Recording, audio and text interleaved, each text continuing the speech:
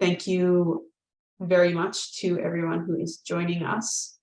This is the second session of Heschel's Prophets with Dr. Dror Bondi, and we are going to be looking at Heschel's work, his PhD dissertation, The Prophets, over these next couple of classes. In our last class, first class, I tried to present Abraham Joshua Heschel as a kind of a prophet. Of course, God didn't speak with him, but he tried to go in the way of the prophets, to be their son, their student. And today I want to read with you several paragraphs from the introduction itself. In our last class, we read only the first lines of the introduction and the last lines of the introduction. And today I want to read with you the body of the introduction, in which Heschel wrote about his method to meet the prophets. Heschel is not he didn't make, of course, he made the research about the prophets when he was young in Berlin, but his book, The Prophets, is not a research. It's not a cold writing about the prophets, but vice versa, he tried to make them alive with us. He called us to come to the Bible for a meeting, for a journey together with the prophets. And in this sense, this introduction is very important in order to explain what is his hermeneutical tools in which he used in order to invite us to such of a meeting. So I will share with you our text for today, and I will be grateful if someone will be our first reader today and save you from my Israeli accent, at least for the reading of the text. And so who will be Judith? Maybe as last time, you will be our first reader. Okay. Thank you.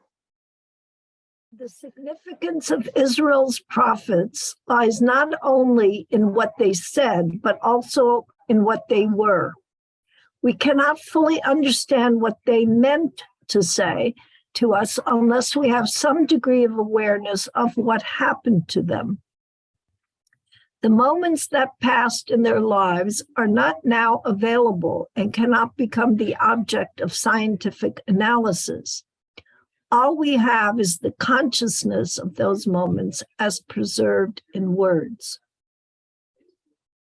My aim, therefore, is to attain an understanding of the prophet through an analysis and description of his consciousness, to relate what came to pass in his life-facing man, being faced by God as reflected and affirmed in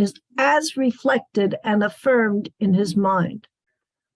By consciousness, in other words, I mean here the totality of impressions, thoughts, and feelings which make up the prophet's being. By insisting on the absolutely objective and supernatural nature of prophecy, dogmatic theology has disregarded the prophet's part in the prophetic act. Stressing revelation, it has ignored the response. Isolating inspiration, it has lost sight of the human situation. In contrast with what may be called pantheology, psychologists have sought to deduce prophecy entirely from the inner life of the prophets.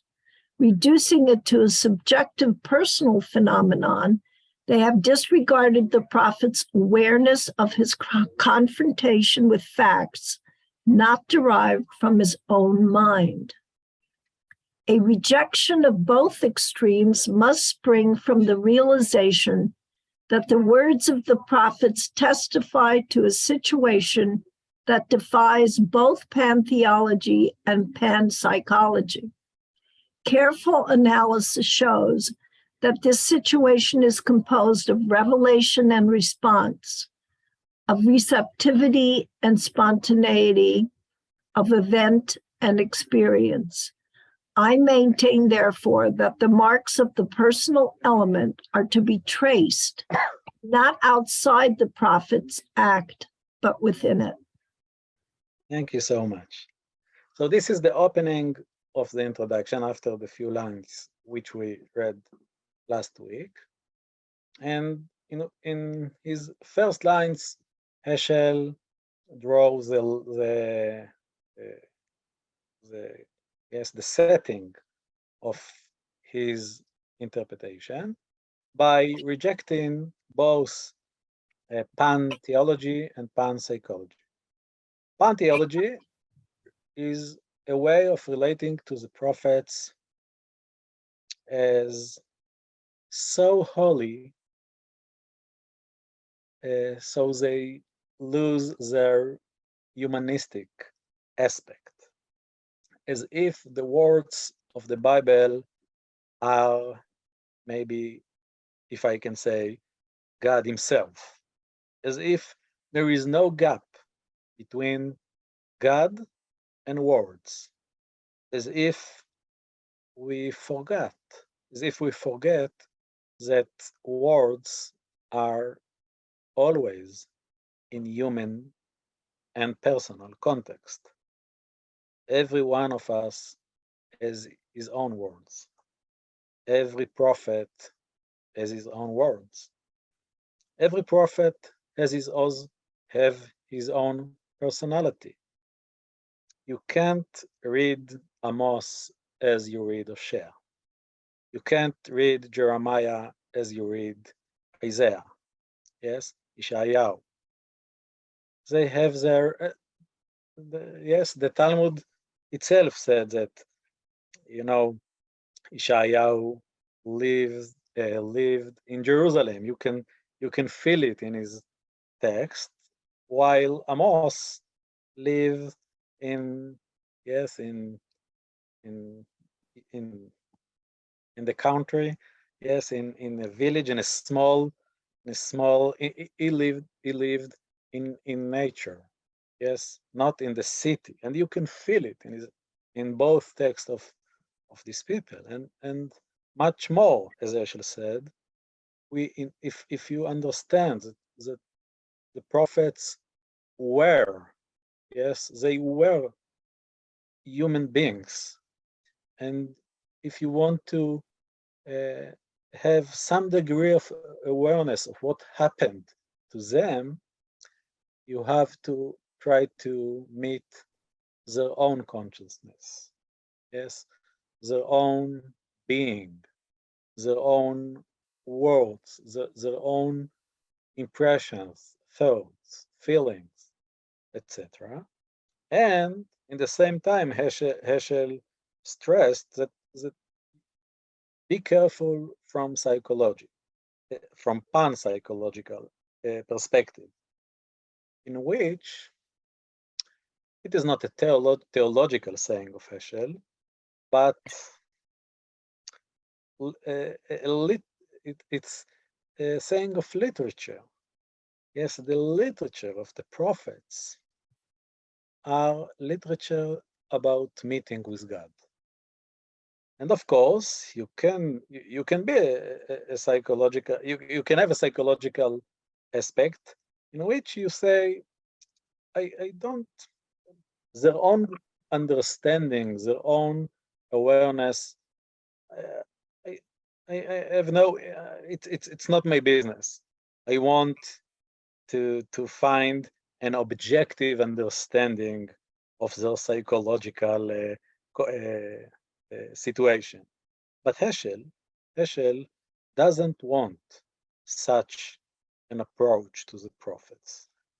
He wants to have meeting with them, and yes, and when you want to meet someone, you don't approach to him with a psychological perspective. You are speaking, you speak with him. You try to understand his own understanding. And the self-understanding of the prophets is that as Moshe Rabbeinu told to Korach, it is not out of my mind. Yes, their experience, as they understood their experience, is of a meeting with God. Something happened to them, not inside them, but of course, it is an experience. It was their own experience, but their own experience was a dialogical one. Yes, you can, of course, you can take a psychological approach of a couple in love, and to say that you understand that he loves her because she is very similar to his mother. Yes, this is a psychological perspective. But the question, if you want to meet them, you have to ask them what happened for your understanding in your love. And everyone who feel in love, in the middle of his feeling, have to say, it's a true love. I transcend myself. Something happened between us. Of course, you can use you don't have to accept his own understanding. You can use the psychological perspective and to say no, or the chemical perspective and to say no, it's something in your mind. It's not, and there is no such a thing like true love. But if you want to understand his own understanding of his experience, when he is in the experience itself, you have to listen to his own understanding. And this is the first saying of Heschel. I want to read the prophets by their own understanding, not to judge them from a psychological one, but to accept their saying, it is not of my mind. Something happened between me and God. In the same way that someone in love tells you, please don't judge me from a chemical or psychological perspective. Please listen to my own experience, to my own understanding. Yes, when I in the experience, so Heschel suggested us to read the Bible. If I can say, yes, it is this. It's if I can say it, it is the same question like how to read a fantasy. Yes, like Harry Potter or something like this. Yes, of course you can use the psychological perspective and to ask yourself, oh, what happened to Hermione and Harry Potter? Why they feel that there is a magic in the world? What is their problems? But this is literature. And the deepest attitude to literature is the empathic one. Yes, you have to bring yourself into the experience of the story itself. Of course, in the second reading, you can judge the story and to say, okay, what was the message of J.K. Rowling? But when you read the story itself, there is no J.K. Rowling in the world of the story. There is a magic. And in the same way, if I can say, if someone reads the Bible without feeling the holiness, without feeling the presence of God, the dialogue between God and the prophets, he loses all the wonder of this story. So Heschel called us, be careful from too much religion and from lose their religion at all. Yes, with too much religion, you will lose that the Bible is not a theological book. It's a book about experience, of a personal experience. And without religion at all, you will lose the magic of this book, the uniqueness, the marvel, the importance of this of this work in the history of humanity. So this is Heschel first saying, be careful from pan theology and from pan psychology. Okay, any question, anything, or shall we go to the next lines? Okay, so who will be our next reader? Ziva, do you want to help us again?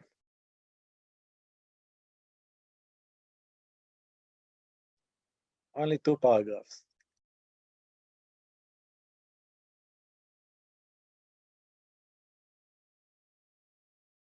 Just a moment, Jeffrey raised his hand. Jeffrey, oh. And Jeffrey. Yeah, do you want me to read it? Yes. Good, okay. The procedure employed. But if you can open your if you can open your camera so we can see you. If you want, you don't have to. Yeah.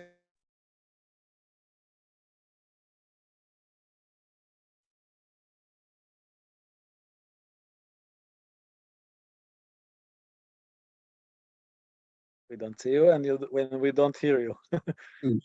I see. I unmuted. Can you hear me now? Yes, we can hear you. Good.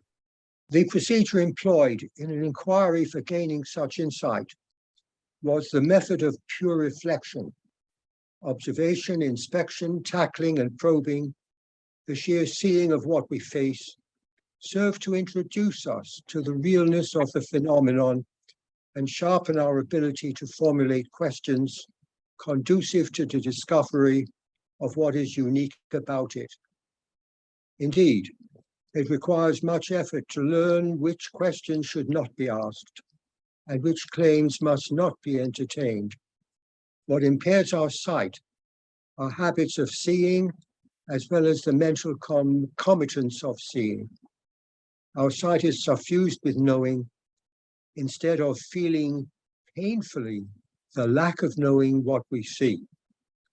The principle to be kept in mind is to know what we see rather than to see what we know.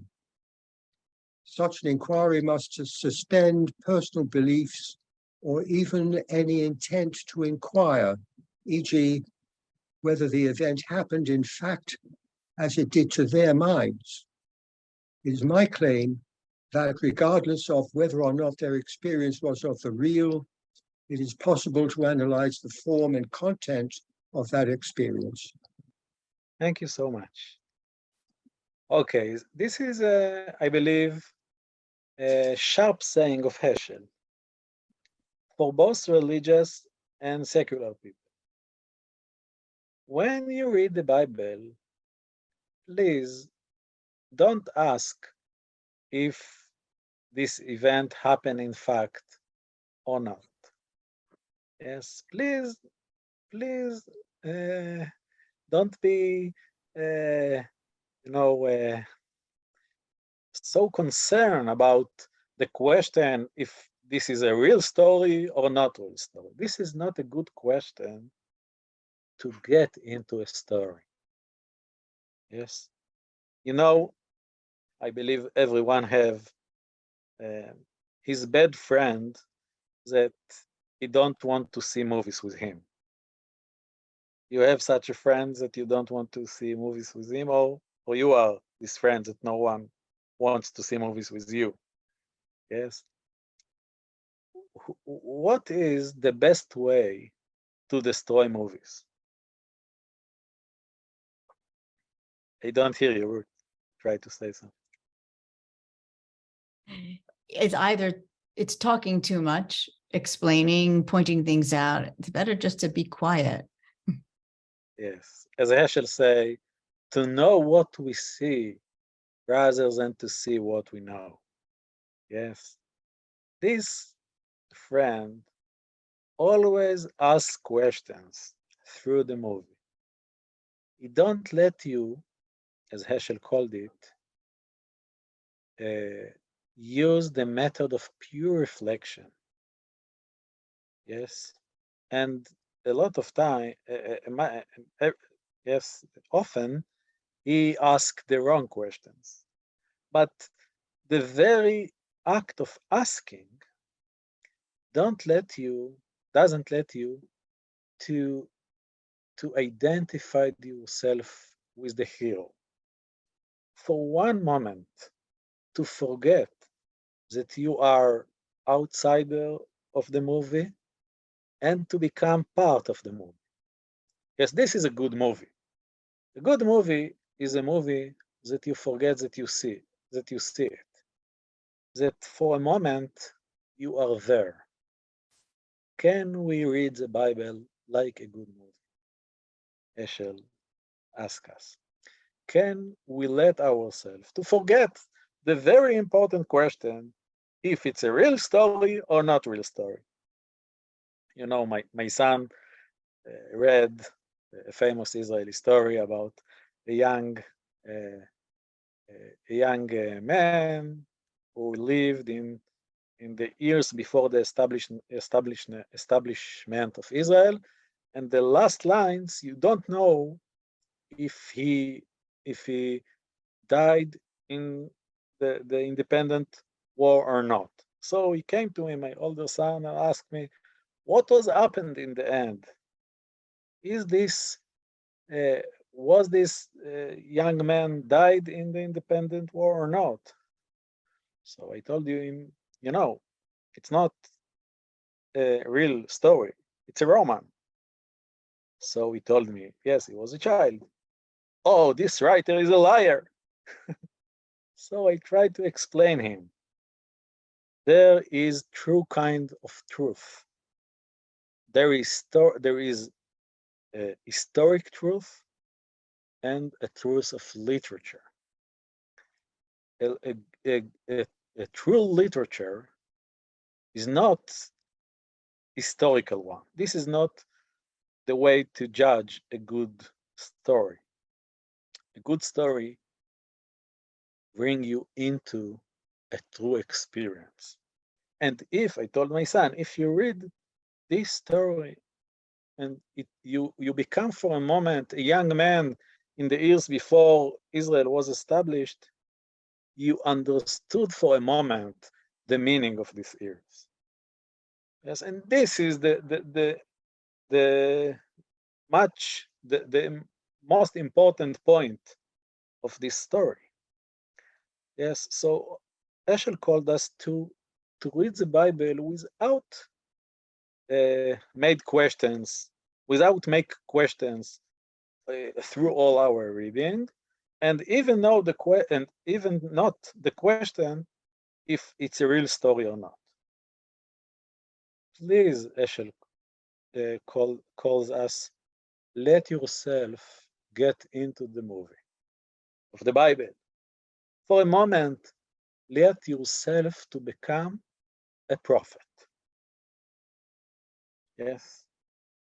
Like Harry Potter. For a moment to become Hermione. For a moment to become a young girl or boy who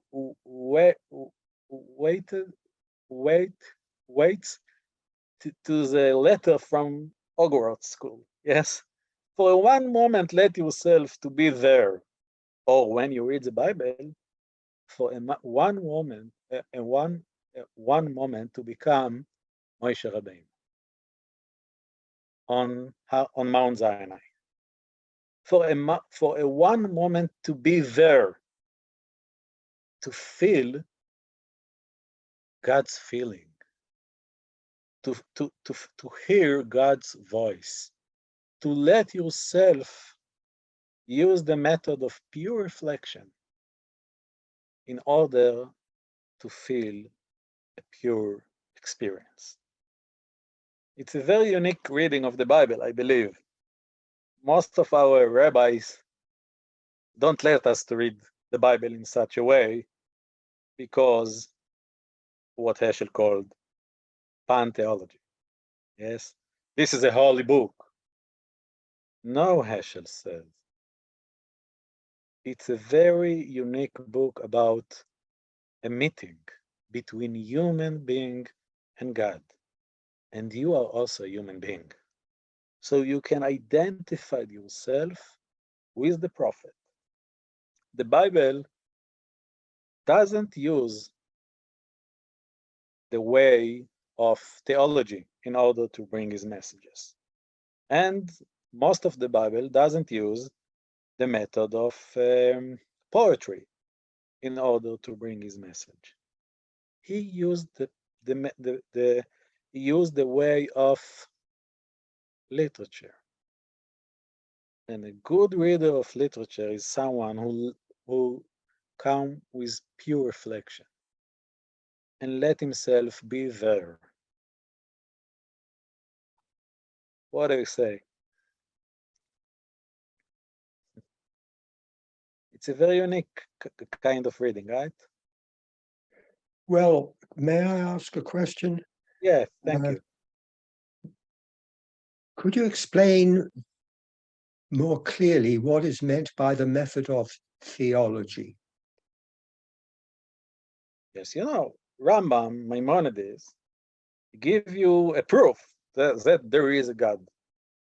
This is theology. Yes. And he called you to believe in God. And when you read the Bible, Maimonides, the Rambam, always told you in the side, or God has no body, God has no feelings. God, don't read the Bible as it was written. Please remember always what is the true theology. Yes, God is perfect. God is endless. God is behind our understanding. So Maimonides or Rambam is the best friend. Yes, he always asks questions, theological questions, when he reads the Bible. He doesn't let you to get into the Bible. This is what I mean to say theology, theological perspective. What is the true about God? Yes, this is theological questions. And God is perfect, so the Bible have to be perfect text. Yes, so there are such readings who find who don't such readings who don't let you to meet the heroes of the Bible as human beings. No, the Talmud said, everyone who says that David HaMelech was a sinner is but made a mistake, because David HaMelech, King David, is a perfect image but not human being, not a human being. So with such reading, with such kind of method, of theological method, when you look only for the theological truth, the holy theological truth, you don't let yourself to get into a meeting with the prophets. And you don't let yourself to meet God. And this is what was the most important point of the Bible. Yes, Emily, do you want to? Yes. Please unmute yourself. I think you. you're right that it's a unique approach that Heschel is asking of us. But I also think it's there's something like childlike about it, natural about it. And I think maybe even most Jews who've been exposed to Maimonides and commentary, we still, with one part of our brain, retain that kind of naturalistic, or I want to say almost childlike, reading, similar to how a child reads Harry Potter. So I think we sort of probably, most Jews, or not everybody, I don't know, but we use both, we're operating on both levels through our religious lives and through our lives of Bible reading and connection to the Bible. Yes, this is a good question. A good question. I believe that the way Heschel calls us to read the Bible should be our first reading, and then we can build about it other kind of readings. Yes, like Harry Potter. You can let yourself be with in pure reflection when you read it in first time, and then in your second reading you can ask yourself, okay, what is the structure, what is the message, what is the links to Jesus, etc., etc. Yes, but and of course in our tradition there is a 4 kind of readings, what we call pardes: pshat, remez, drash, and sod. And pshat is not only the literal way of reading, according to Heschel, but pure reflection. To let yourself, to open yourself, not only to the literal meaning of the text, but to the, how do you say it? To read it as in its own context. Yes, the prophets wrote about the feelings of God. They decided to use this kind of writing. So the pshat is not only the literal meaning, but also the context of writing. Yes, to read the text in its own context, not the historical context. I mean to say the context of its literature. Yes, and of course, after you use this method, you can add the drash method, yes, to ask the questions, the theological questions, and remez and sod to ask the mystical questions, etc., etc.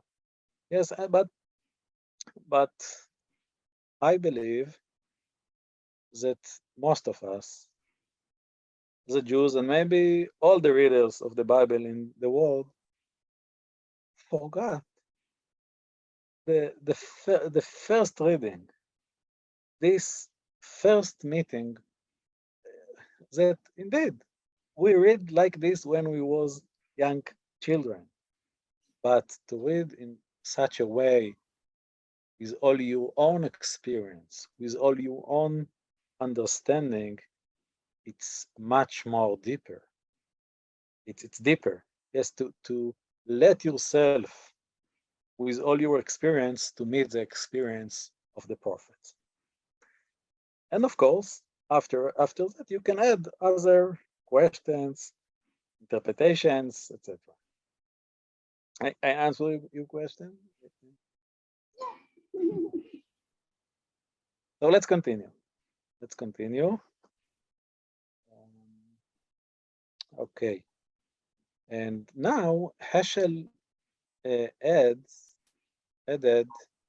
a very interesting comment about a change that was happened to him between his PhD dissertation in which he wrote this book when he was young, and his English edition in which there was a methodical change in his writing. And let's read it. It's a very interesting comment, ars poetic comment of Heschel. And who will be our next reader?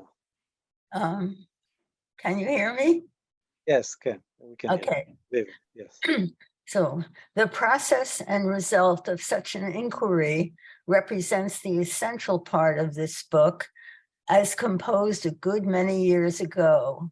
While I still maintain the soundness of the method described above, which in important aspects reflects the method of phenomenology, I have long since become wary of impartiality, which is itself a way of being partial. The prophet's existence is either irrelevant or relevant. If irrelevant, I cannot truly be involved in it. If relevant, then my impartiality is but a pretense. Reflection may succeed in isolating an object. Reflection itself cannot be isolated. Reflection is part of a situation. The situation of a person immersed in the prophet's words is one of being exposed to a ceaseless shattering of indifference, and one needs a skull of stone to remain callous to such blows. To comprehend what phenomena are, it is important to suspend judgment and think in detachment. To comprehend what phenomena mean, it is necessary to suspend indifference and be involved. To examine their essence requires a process of reflection. Such reflections, however, set up a gulf between the phenomena and ourselves, reducing them to dead objects of the mind. It deprives them of the power to affect us, to speak to us, to transcend our attitudes and conceptions. Pure reflections may be sufficient for the clarification of what the prophet's consciousness asserts, but not for what his existence involves. For such understanding, it is not enough to have the prophets in mind. We must think as if we were inside their minds. For them to be alive and present to us, we must think not about, but in the prophets, with their concern and their heart. Their existence involves us. Unless their concern strikes us, pains us, exalts us, we do not really sense it. Such involvement requires accord, receptivity, hearing, sheer surrender to their impact. Its intellectual rewards include moments in which the mind peels off, as it were. It's not knowing. Thought is like touch, comprehending by being comprehended. Thank you so much. Right. So in our previous reading, Heschel spoke about pure reflection. But now we added pure reflection is not enough for this kind of text, because the prophets was not a pure text. The prophets tried to touch us, tried to change our attitudes. They shot, how do you say it? They screamed in our ears. So how you can be stand still and only be in attentiveness to the text, even to their consciousness? No, when you hear someone called you loudly, you have to respond in order to understand. It is not enough to stand still and to hear without judging, because there are situations in which only stand still and hearing reflected misunderstanding. How can you be quiet in front of the Bible? How can you can read it only in pure reflection without let it change your mind? If it doesn't change your mind, you didn't understand it. This is a radical saying. Yes, there is such a text which were written in such pathos, in such like reading a political. We are both now in a very crucial moment of political situations, elections. Yes. How can you let yourself, hear a deep political, how do you say it, speech? I know of Obama, of President Obama, and sit still in your seat and say, "Oh, it's a very interesting text," and even to be in pure reflection and to be there is not enough, because he calls you to get up of your chair and to do something. So how can you be in only pure reflection? So Heschel said that this is the text of the prophets. So when he was young, yes, 25 in Berlin, he chose to use the method of pure reflection. But when he used this method of pure reflection and let himself be in the movie, he get out of this movie another man, another human being. Yes, their words changed him, and only because they changed him, he really understood them. And he calls us to go in his own way, to let ourselves, when we read the Bible, not only to be there, but to be in the prophet, to let him, yes, as his last sentence, comprehending by being comprehended. Yes, not only to be in attentiveness to the prophet, but to, for one moment, to see ourselves from the prophet's perspective.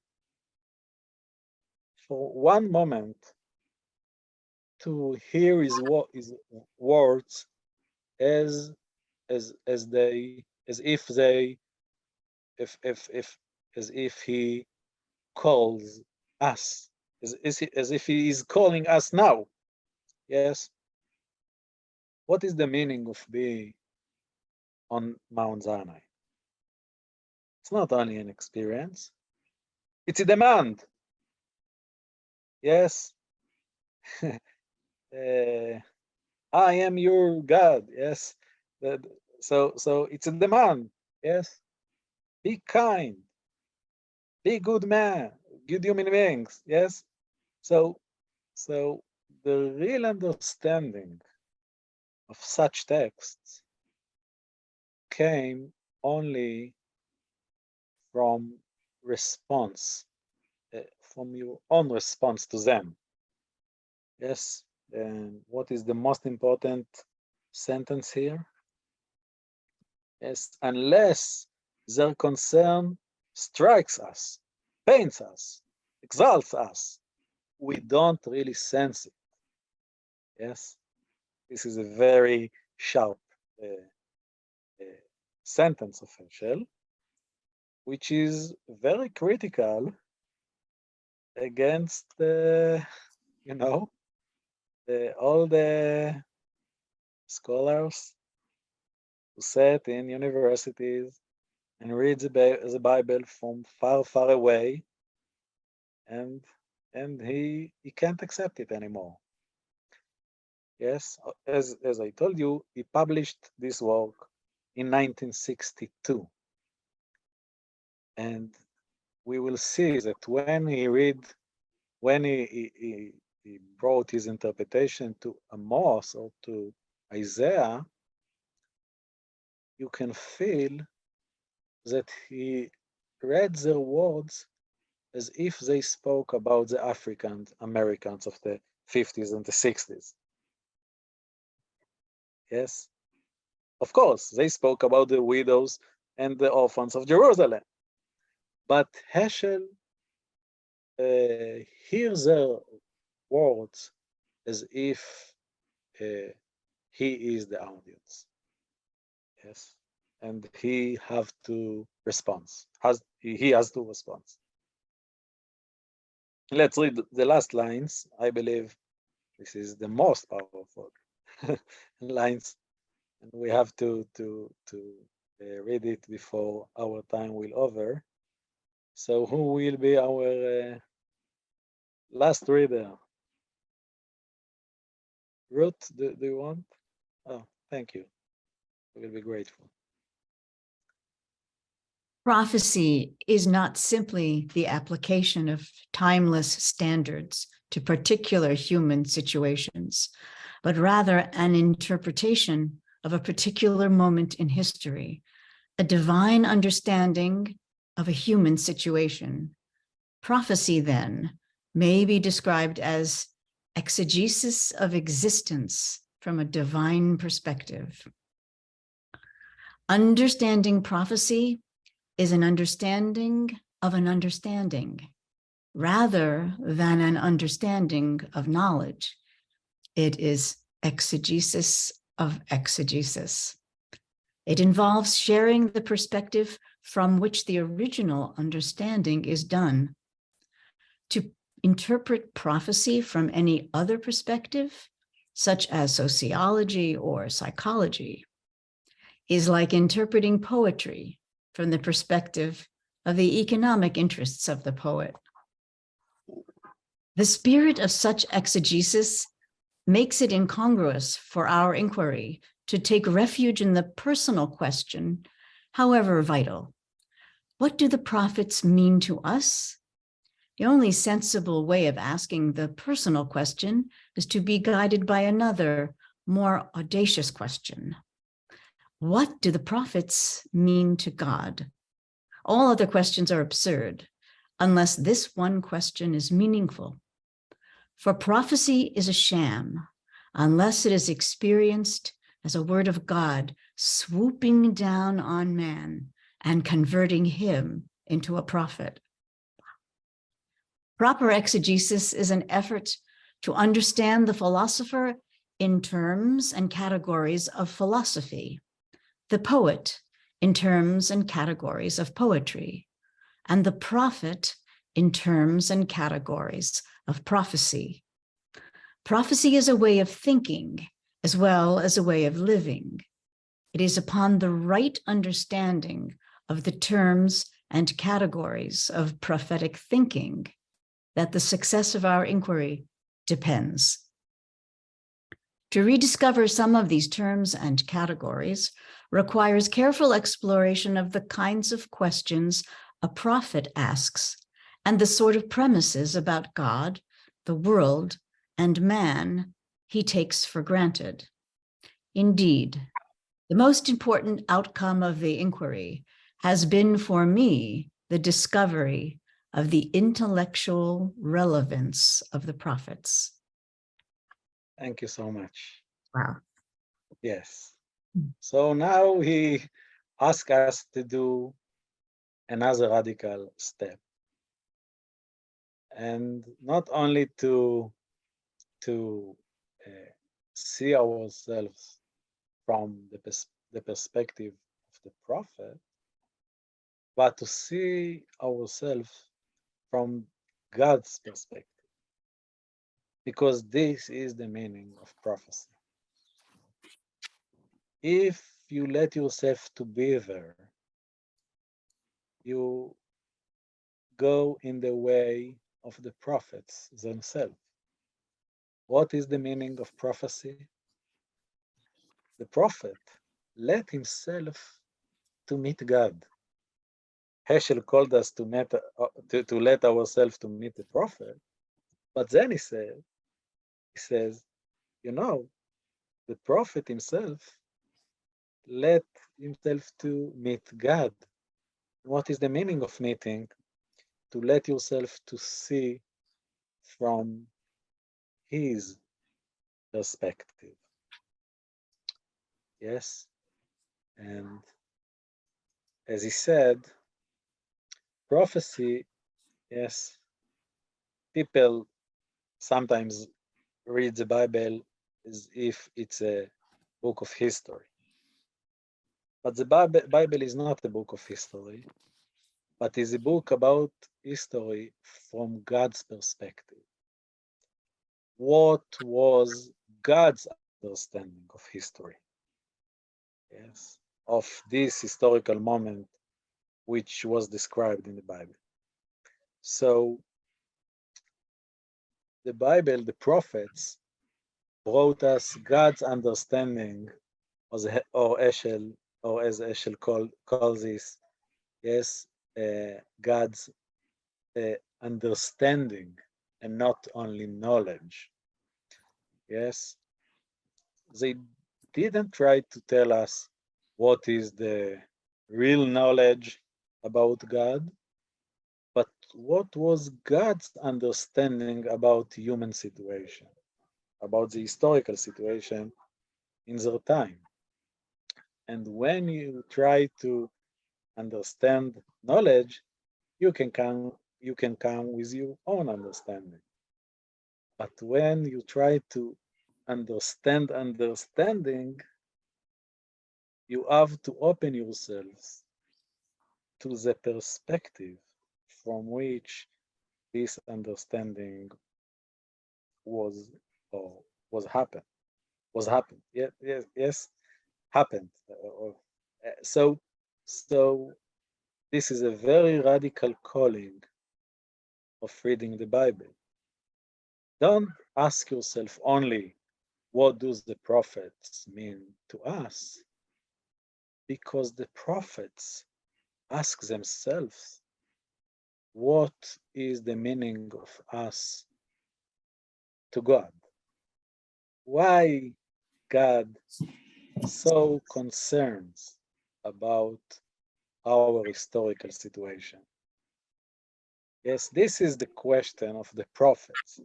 And if you want to really meet the prophets, you have to let yourself to ask their own question. Yes, what do the prophets mean to God? Yes, this is a very radical call of reading. Yes, to let yourself to be with the prophets means to let yourself to be with God, with God's perspective. You know, maybe I can bring a metaphor. Maybe 1 year after our wedding, I got into our home, and suddenly I felt there was a huge mess. Yes, or how do you say? No, nothing was in the place. Yes, and suddenly I looked again, and I felt that everything was exactly in its place, and I didn't understand what happened to me. What happens to me until I understood. When all our home look not in its places, the reason for it was that suddenly I looked on it from my wife's perspective. Yes, from my own perspective, everything was in the place. But suddenly I opened myself to her perspective. And this is the meaning of prophet, to see the moral situation, the historical situation from God's perspective. And this is why he's so harsh with us. This is why he's so demanding. Because God can't suffer the situation of the widows and the orphans in Jerusalem. Yes, and this is the real challenge of reading the Bible. Yes, proper exegesis is to understand the philosopher in his terms, the poet in his terms, yes, of philosophy and poetry, and the prophet in terms and categories of prophecy. And this is the terms and categories of prophecy, God's terms and perspective and category. Yes, it's a very radical calling of reading. And in our next classes, we will try to see how Heschel used this kind of reading in order to bring us to a meeting with the prophets. Our next class, I will explain in general with several, we will read the first chapter of this book, in which he brought several examples from here and there, and by which he explained his terms. And then we continue to read Hosea, Amos, Isaiah, and Jeremiah. Okay, we have only 1 moment, 1 minute for questions and saying. People, no, if there are questions, we can have time for questions. No? Just a comment, not a question so much. I don't know if Heschel ever deals with this later on, but this is a very frightening experience for someone who's never allowed himself to have these feelings and these understandings, because the sense of responsibility and demand that it creates, and that in itself can become a barrier. You know, I have this feeling of, oh my God, I don't know if I can take that step forward, you know, the 3 steps forward. I want to take the 3 steps back. It's a push and pull experience. I see that you really understood our class today. Yes, it's not an easy steps. It's not this. I sorry for my English mistake. I hope you understood our class in spite of my English mistake. Thank you so very much. Thank you. All right. And please pray for us for our election tomorrow. I sleepless. Indeed. So, Dror, I wanted to say something about when you referenced Obama. He was giving a speech at a rally just a few days ago, and I was listening. I flipped by it on YouTube, and I only clicked on it just to see something else. But when he started speaking, I got sucked into it. I couldn't turn away. I had something else to do, but I just lost time. I lost everything. I was so I was, paralyzed by his words. I could not tear myself away. I just had to, he captured me with his voice and the way he spoke and the words that came out. And I had to listen. And so I really responded to what when you used him as the example, because it was the same feeling of I cannot turn away, and I just became enveloped in his whole speech. Yes, I think one of the secrets of his powerful way of speaking is that he uses religious kind of speaking in a way that Martin Luther King uses this kind of speaking. Yes, he's not speaking in a philosophical or very complicated way of speaking, but he speaks. I felt it. It is not a political saying; it's a hermeneutical saying about his kind of speaking. Yes, he uses. You can see that he sat in church a lot of times in order to bring himself this kind of speaking. It's also the way I first felt when the first time Rav Yoel Ben Nun was teaching a class, and it was Yirmiyahu, and he started thundering the words, and I felt that he was Yirmiyahu and he was speaking to me. It was just it was amazing. It was just the way Heschel describes it. Yes, thank you so much. All right. Thank you, everyone, for joining us for another wonderful class with Dr. Bondi. Have a good evening, have a good afternoon, have a good day.